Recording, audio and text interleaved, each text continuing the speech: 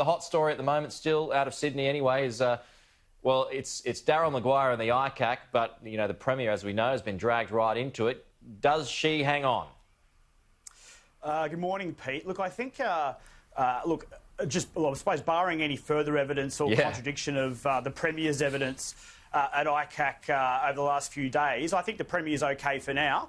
I think it's be one of those slow burn issues, though, Pete, where, you know, there's been some internal critics of the Premier, and I think at times that's unfortunate given how well she's handled, by and large, the COVID crisis. And this will probably play out over the next 6 to 12 months, and there might be pressure, this used as leverage by her internal critics to put pressure on her to step down. But, you know, barring any new revelations, I think Gladys gets through this week okay. Yeah, the halo's come off, though, hasn't it? I mean, you did rightly point out her excellent performance during the pandemic. There's not too many leaders around the world who've done a better job than her.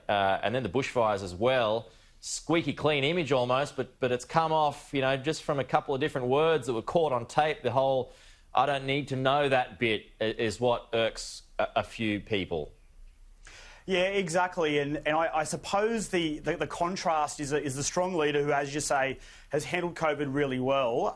And the contrast there at the moment is the error of judgment with the relationship with the disgraced MP, Daryl Maguire.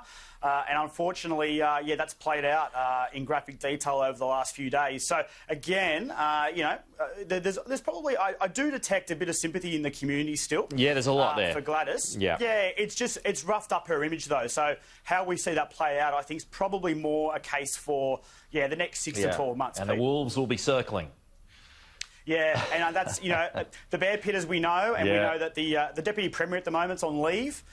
It's a bit of a precarious position for a government that's otherwise doing okay at the moment. Yeah, true. Good point. All right, now, still in New South Wales, the COVID cases are on the rise. There's actually more cases in New South Wales now than there are in Victoria, just 6 in Victoria over the past 24 hours. Yesterday's announcement out of New South Wales were 14, yet things are operating as usual, but it could be even better.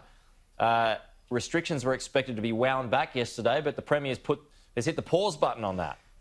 Yeah, that's right. The advice, I think, from the Chief Health Officer in the wake of this emerging cluster, if you like, is to hold back. I think we're expecting to see a further round of easing to apply to pubs, clubs and restaurants, particularly for indoor dining and drinking. So that's been on hold for a bit, so maybe that's a couple of weeks away. It's not, you know, we are in a COVID safe or a COVID managed world in New South Wales, and it isn't really business as usual for businesses we know. And if you look at activities like indoor gyms as well, Pete, we know in discussions with the New South Wales government that we've got COVID marshals there, and they've really been impacting on the 24/7 gym model in particular. In terms of adding that cost, that wage cost. So, you know, the government's looking at these and reviewing and being methodical and going through it. But when we do see these flare-ups, it's a stark reminder about how precarious the situation is and how the government is continuing to review, and health is reviewing quite rightly these restrictions and going about it in a careful way. Well, let's go to these this stoush over the stage 3 tax cuts. The government's not bringing those. It's a way off. It's a few years away from those coming into effect. But there's an argument at the moment when it comes to the coalition and when it comes to Labor about whether or not 180 grand, someone who earns 180 grand, is rich or not. Yeah, Pete, it's one of those things. I mean, we're talking about 2024, 25, and as you say it, there was no movement on this particular part of the tax cuts in the budget. So really strange to sort of see this discussion come up. And you might recall we had this flare-up during the last election campaign where there was fly-in, fly-out mining workers were the subject of this discussion around stage 3 and whether or not $180,000 or $200,000 a year, which some of these workers are on, was a lot of money or made them rich. So, yeah, look, it's interesting that, you know, that the government, I mean, obviously the government's keen to press this point, despite the budget only being last week. You think they'd be more focused on championing the budget. But from Labor's perspective, I think they'll want to get off this. And I think their position's pretty straightforward, though. They'll have to obviously come up with a position on stage 3, whether or not that will be repealed. But that's they can do that later next year. They don't need to be talking about it now. They should be focusing on the good announcements out of Albanese's budget reply, like childcare. Yeah. OK, let's go to New Zealand just to wrap up.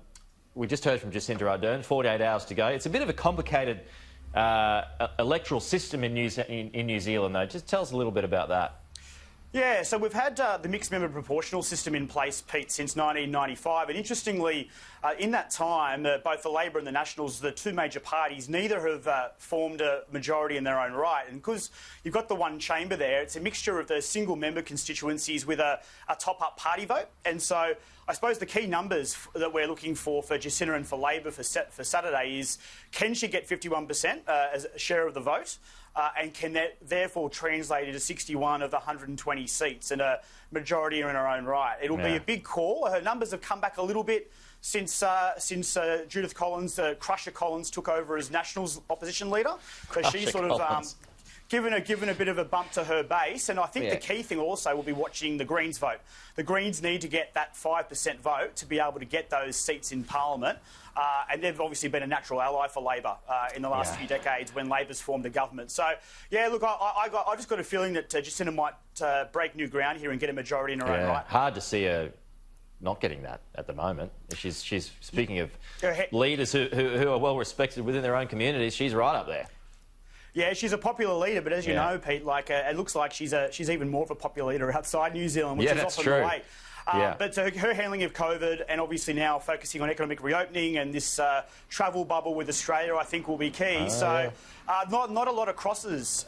It's been a faultless campaign for her as well. And there's been some division on the other side.